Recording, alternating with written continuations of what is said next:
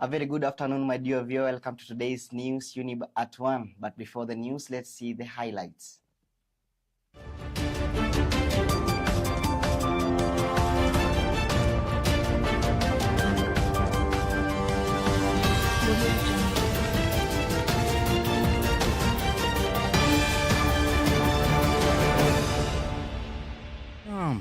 Ile ya zamani ilikuwa na ubaguzi. Hii nitahakikisha imefikia mama mboga, imefikia mama wa kijiji yote, pia na wao watakuwa na bima ya afya.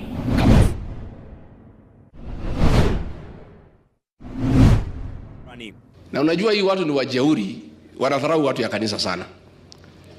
Saa ile wametuma watu kanisani to discredit the altar.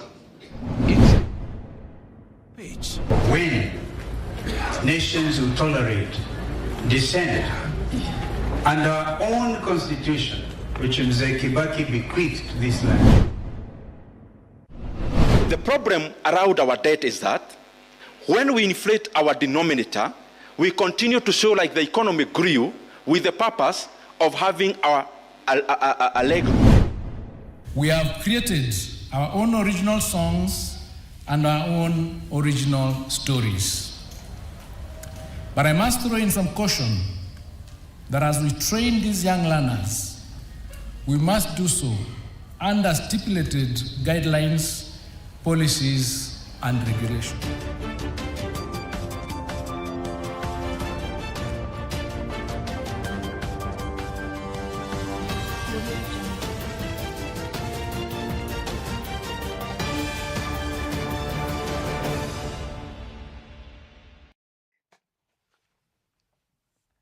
Welcome. My name is Elias Muchina.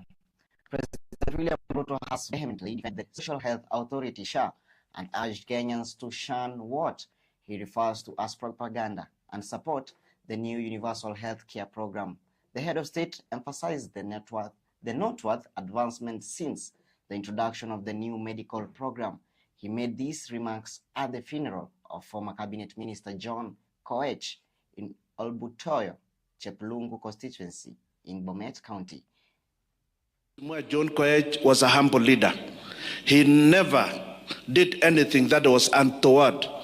We can copy his example. Ile ya zamani ilikuwa na ubaguzi. Hii nitahakikisha imefikia mama mboga, imefikia mama wa kijiji yote, pia na wao watakuwa na bima ya afya kama sisi. Hiyo kazi nimepatiwa, najua mtihani ni 2027. Na hiyo mtihani ya 2027 sipangi kuanguka hiyo mtihani. Hiyo mtihani ya 2027 mimi najua vile nitapita hiyo mtihani. Kuna wengi ni viongozi, wanajiita wasomi, wanajiita viongozi, lakini kila wanapoamka na kulala ni kutafuta tu makosa na kusema yale ambaye hayajafanyika katika taifa hili. Ni kama watu wamesahau shida zote zile ambazo tumepambana nazo mpaka pahali umefikisha taifa. This behavior, your goons, Your Excellency, in meetings is something you have given clear direction. We will work hard in the security sector, Your Excellency, to ensure that there is order in the country. And Your Excellency, we will also deal not just those who organize kelele kwa wengine, ni also others who also organize the same kelele to seek sympathy. All of them will be treated equally. Young girls who are being pushed to the streets to shout Ruto must go. The children shouting are taught by the teachers paid by the state. And yet we use them innocent shields to actually propagate our political differences. That populism in our country must come to an end. Into politics, former Deputy President Rigathi Gachagua now claims his life is in jeopardy as political tension between opposition leaders and President William Ruto's supporters continue to rise in response to his criticisms. Gachagua is accusing the government of planning attacks against him and sending a special team of officers to follow and threaten him.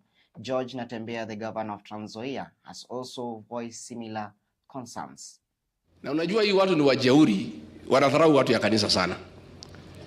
Saa ile wametuma watu kanisani to discredit the altar inside the church. Ati ndio kanisa ya PCA itulie Kwa vile wanadharau wachungaji, huyu Sudi amepatiwa milioni 2, peleka kanisani ili watu watulie. Ni madharau si madharau? Say no to political killings. Say no to planned accidents. So say no, because by the way, when it happens and you're in the spirit, you know this is not a normal accident. Therefore, when nations who tolerate dissent, the powers that be are not very happy with what I've been saying, especially the shortfalls, the shortcomings in government, and also my stand on the Luhya community, the unity in terms of our politics.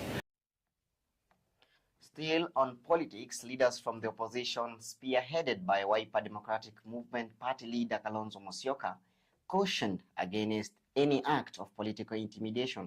Speaking during a funeral gathering in Machakos County, the leaders emphasized the importance of upholding freedom of speech and expression along with respect for the Constitution.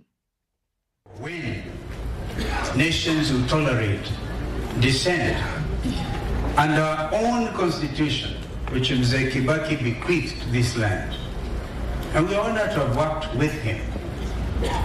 Constitution 2010.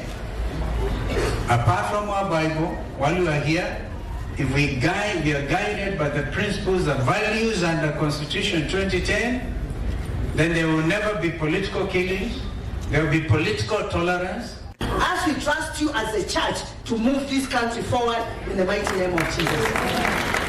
Umetupeleka mikutano, umefikiria, and we can see you are taking us in the right direction. Obama Kijana was Kibaki's first vice president, but he left, he's resting with Kibaki. But his successor, Kalonzo Musyoka, is still here. He was Kibaki's vice president. We saw good leadership under these great leaders. We saw good policies that transformed our country. When you attack the media, where does it leave us? Where does it leave the country?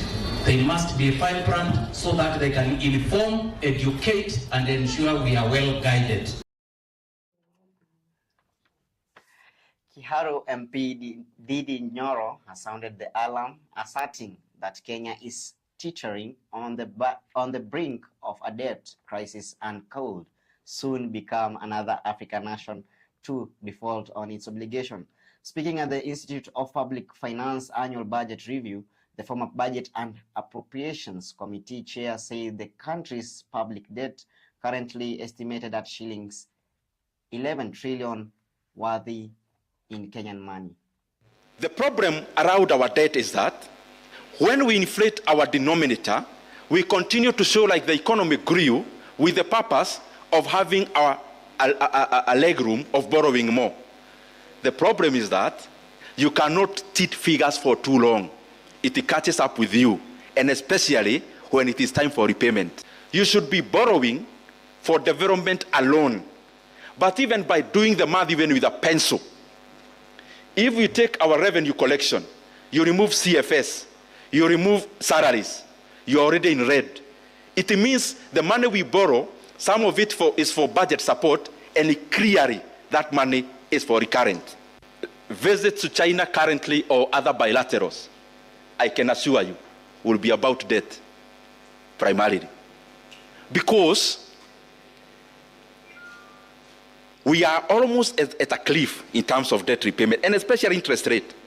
The problem is that when you go to your creditors to discuss about either rescheduling debt or working around new terms, what are you telling the markets? When you give signals that you have problems with paying debt, the international market starts to sense you as somebody who may also change terms when they lend you money. If we do not become more prudent in the several months to come, we are likely to have a very big problem with our debt. Why? If in our revenue collection, over 40% is going into interest rate alone of debt obligations, what are we talking about?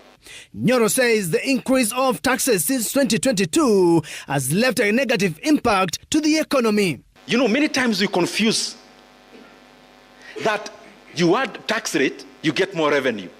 It is a fallacy. We're going for a short break. We'll be back with more stories.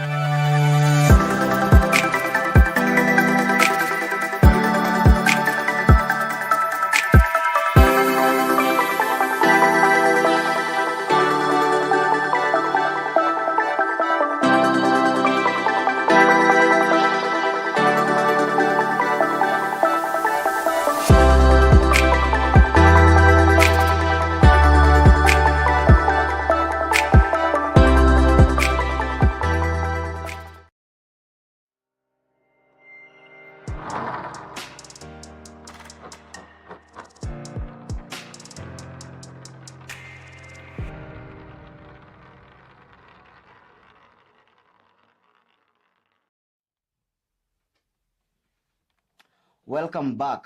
Education Cabinet Secretary Julius Ogamba has clarified reports that the ministry has transferred the Butere girls' principal over the echoes of war controversy. Cabinet Secretary Ogamba said the Ministry of Education is still undertaking due process over the matter. He revealed that the Butere Girls Board of Management recently met to review whether any regulation was floated before an action can be taken. Ogamba, who spoke during the closing ceremony of National Drama and Film Festival in Nakuru, said that he also reiterated the action will be taken against officials who violated laid down rules during co-curriculum activities. We have created our own original songs and our own original stories. But I must throw in some caution that as we train these young learners, we must do so under stipulated guidelines, policies, and regulations.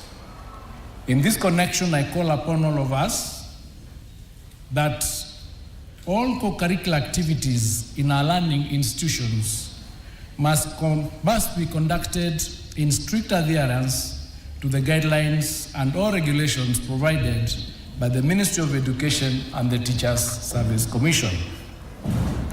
Henceforth, ladies and gentlemen, the Ministry of Education will firmly enforce the existing regulations for co-curricular activities and will not hesitate to take action against any official who flout these policies and procedures that govern our programs. We must do everything to ensure that our learners are well protected and nurtured in developing their artistic prowess and an atmosphere that is age appropriate and suited to the level of learners.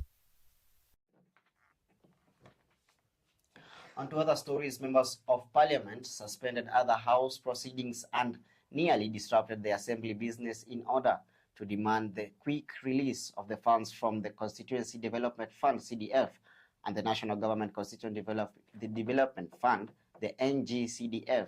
They want Treasury CS John Mbadi to fulfill his pledge to release the money prior of parliament races. The legislator are pushing for this in order to access and award bursaries to people who are going back to school in less than 2 weeks. We are saying this afternoon, order number 1 is a CDF and GAV. Order number 2, CDF and GAV. Order number 3, CDF. This is the worst year in terms of release of NGCDF resources. The worst. And we claim to have sent experts who have come from this house.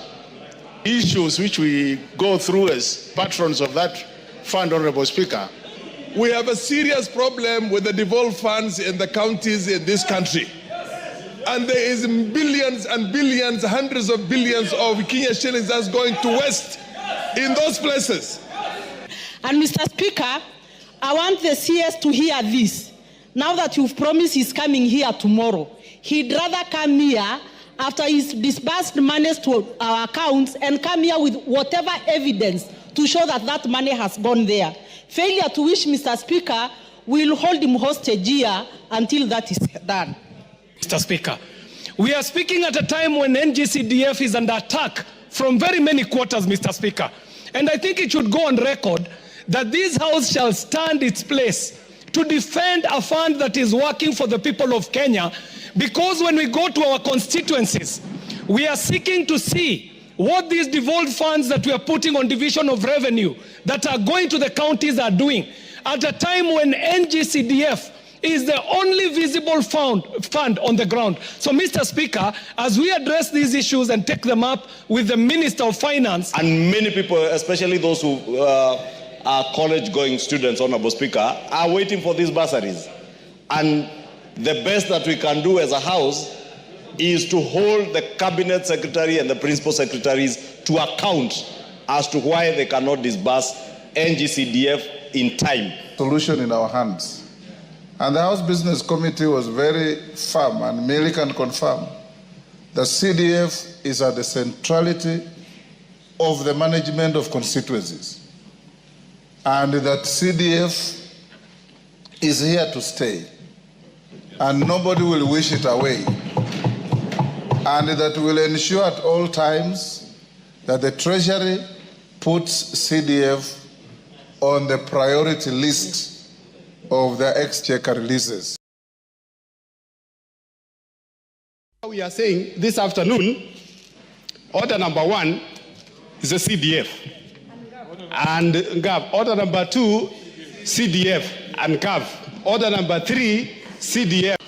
This is the worst year. On Matter Sports, President William Ruto presented the Kenya flag to the Rising Stars, the country's under-20 football squad at State House in Nairobi. The under-20 team will spend 10 days in Morocco for a training camp before heading to Egypt for the Africa Cup of Nations. The team has been playing friendly games against local clubs, particularly those in the FKF Premier League, during their month-long residential training. A new draw was made for the under-20 Cup of Nations of the Ivory Coast, with the draw as host. Kenya was placed in the same group alongside Morocco, Tunisia, and Nigeria. I want to assure you that as under 20, we are going to fight. We are going to make the Kenyans proud. The team led by the youth committee chairman, who's also my vice president, McDonald Mariga, and his team have done a wonderful job in putting this team together and preparing them for this championship. Football is back in our country, and through the talents, of the under 20, the under 17 who are doing very well, I'm very sure Kenya will take its rightful place. I like your confidence. I like the confidence of your team. And you are a good team leader. Yeah? You have my support, as I have said, with your team. And please, make me come to the finals of AFCON. I want to assure you that as under 20, we are going to fight. We are going to make the Kenyans proud. The team led by the youth committee chairman, who's also my vice president, McDonald Mariga, and his team have done a wonderful job in putting this team together and preparing them for this championship. Football is back in our country, and through the talents, of the under 20, the under 17 who are doing very well, I'm very sure Kenya. My dear viewer, have come to the end of our news today. My name is Elias Muchina, and remember, what you're not changing, you are choosing it. Do have yourself a wonderful day.